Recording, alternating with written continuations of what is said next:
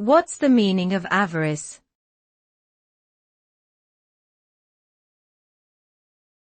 Avarice.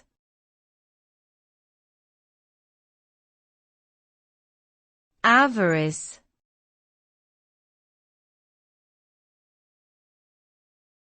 Avarice.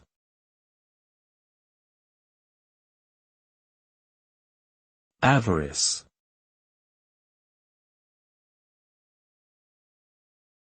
Avarice refers to the extreme greed for wealth or material possessions. It is a state of mind where an individual is unable to control their desire for accumulating more and more wealth, often at the expense of others.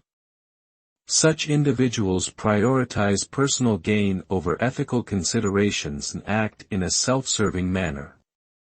While it may result in short-term gains, avarice ultimately leads to negative consequences such as loss of trust, damaged relationships, and even legal troubles.